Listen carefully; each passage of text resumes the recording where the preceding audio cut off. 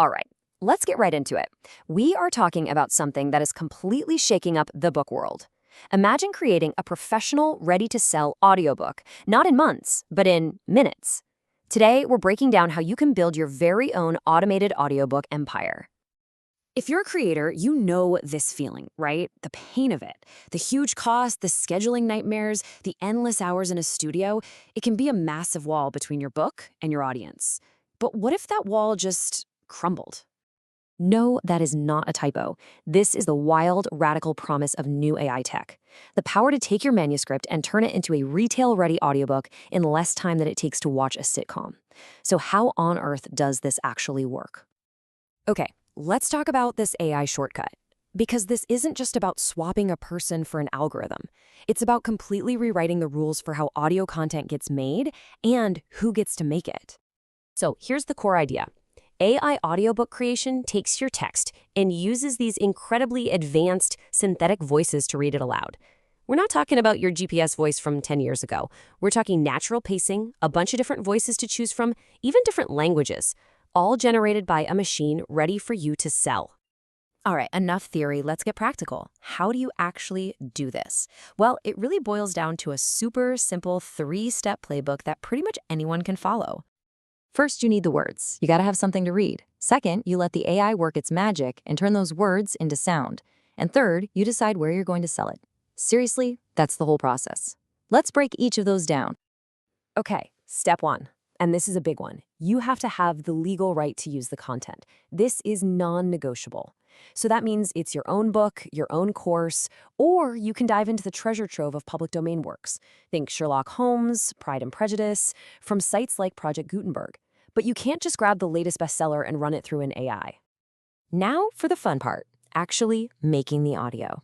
And there are a ton of amazing tools out there now.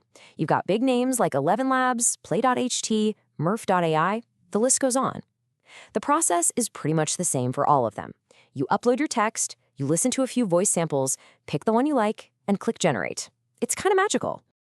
Step 3 is where you need to put your business hat on, because this is a huge fork in the road. You've got platforms like Findaway Voices, which is great because it gets you onto Spotify, and they're cool with AI as long as you're upfront about it. But then you have the 800-pound gorilla, Audible, which is way more restrictive and usually wants a human narrator. This one choice really shapes your entire strategy. So that's the theory, but how does this all work in the real world? Well, we followed an author named Julie from Book Launchers who actually put this to the test. She took one of her older books and ran it through Amazon's own AI tool, the KDP Virtual Voice Beta. And right out of the gate, she ran into some pretty quirky rules, like your ebook has to already be for sale, it can't be a picture book, and, my personal favorite, no comic books or cookbooks. So if your dream was to have a robot narrate your grandma's lasagna recipe, sorry, you're out of luck for now. Then she got to the voice selection. And she spent a lot of time on this, listening to all the options, everything from a proper British accent to what she called a bubbly bot.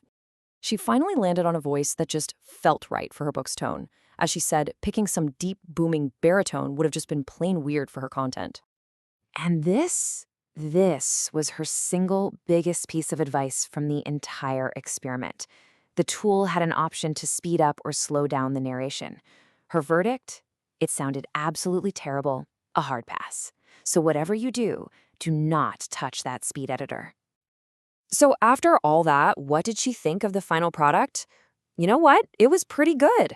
A little robotic in places, sure, but for the cost, which was zero, it was solid.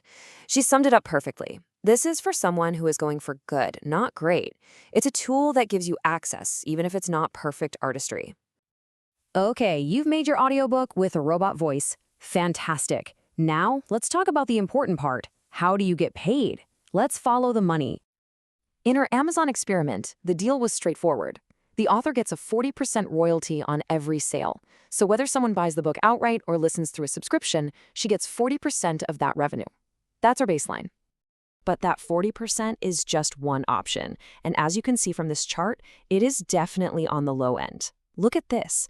Newer AI-focused platforms like 11 Reader are offering something closer to 60%. But if you sell the audiobook directly from your own website, you could keep 90% or even more. That's a huge difference in your pocket. And don't just stop at selling the book. Think bigger. You can release chapters as a podcast to build buzz. Chop up interesting bits into clips for TikTok or YouTube. You could bundle your whole audio library behind a Patreon membership. You could even get so good at this that you offer AI production as a service to other authors. Now, this is all happening right now, but this technology is moving at an absolutely incredible speed. So let's peek into the future. What's this whole world going to look like by, say, 2030? The biggest change is going to be the role that humans play. Instead of spending weeks in a booth reading every single word, creators will be more like voice directors. You'll be the one choosing the right AI voice, tweaking the emotional tone, and giving creative direction, while the AI does all the heavy lifting. And this table just drives home how massive that shift is. Look at this. Recording goes from taking weeks down to just minutes or hours. All that tedious manual audio editing, automated. And check out the fixes. Instead of having to book another expensive studio session to fix one mistake, you just edit the text and hit render. It's a total game changer. And what does our author Julie think about this future? Well, she's got the perfect attitude. She joked that she's making friends with the robots now so that when they eventually take over, they'll give her all the best jobs. It's about adapting, not fighting it. Which leaves us with the big final question. Is all of this the future of storytelling? Is it a way to finally give a voice to countless authors and stories that would have stayed silent? Or are we just building a future filled with the background noise of robots reading to each other? The answer, as it turns out, is probably a little bit of both.